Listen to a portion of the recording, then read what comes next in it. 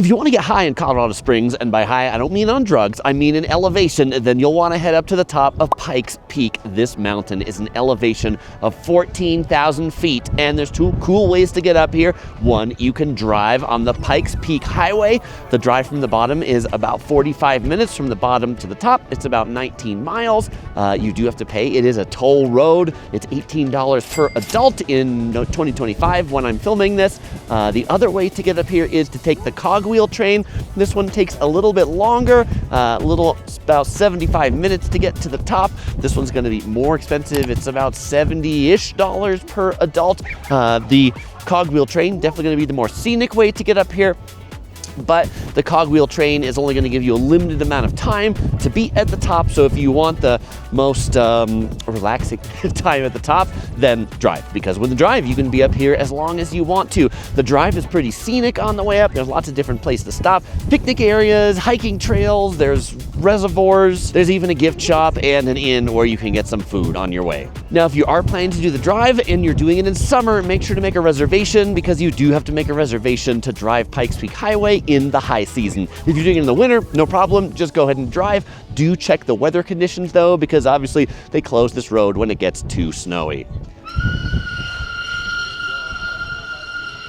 That whistle means the train is going down. Whistle, whistle. Oh, by the way, bring some warm weather clothes to come up here, because when we started this drive up here, we drove. It was 68 degrees in Manitou Springs, and it is 38 degrees up here on the mountain and really quite windy. So a 30-degree temperature difference, but really, honestly, it feels like somewhat below freezing. Make sure you have gloves, make sure you have a beanie to come up here. But honestly, the wind and things like that is part of the fun. So what can you do when you're up here on top of the mountain? Well, one is you can admire the amazing view. From up on top of Pikes Peak, you can see a lot of cool Colorado Springs attractions, like the Gardens of the Gods Red Rocks. They are so noticeable. You can see them from all the way up here. And you can also see the high rises of downtown Colorado Springs right there.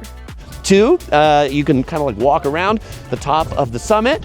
And three, you can visit the Summit Visitor Center right there. They just built this visitor center. It's a new one. They just built it a couple years ago, like in 2020. And inside there is, of course, a gift shop.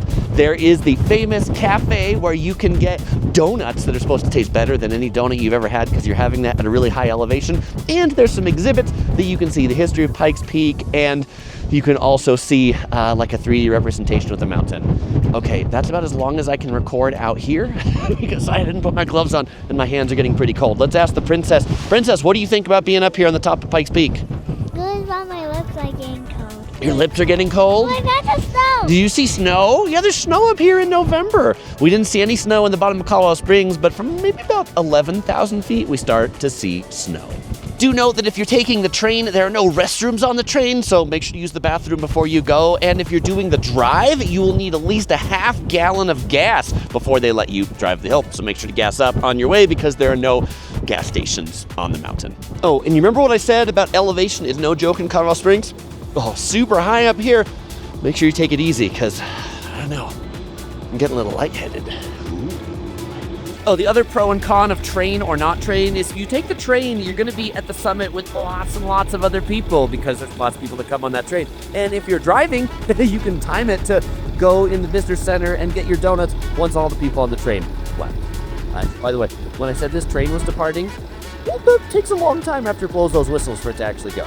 I mean, just to give an idea versus train versus no train crowd, I got a shot of the cafe with the train crowd, and then I got a shot of the cafe now when the train departed. You can see you got a lot of tables to sit at, and nobody in line to get the donuts. The donuts are self-serve. They're kept warm. You find them right here in these warmers. There's a few different types of donuts, plain donuts, cinnamon sugar donuts, and some donuts of the day. I don't know that they have those. I just see cinnamon sugar and plain. Now, honestly, most people that come to the summit, pretty much all they do is probably come in on the train or see the train and visit the summit visitor center here. But like, there's a whole bunch of stuff that you can see around the whole summit. So if you got time, make sure to do the whole loop. All right, and after 3 whistles, the train is finally on the move, heading back down to Manitou Springs. Oh, it's a cogwheel train, so it goes on these special like cog tracks. That's what allows it to get up here on such a steep incline. Pretty. So the Pikes Peak Highway Administration folks, they recommend allocating at least 3 hours for your round trip, up, down, back. But if you want to stop at things like this, the viewpoints, you want to do some of the associated hikes, well, this could easily take a whole day. What do you see, Princess? Oh, nothing unless you put in a quarter.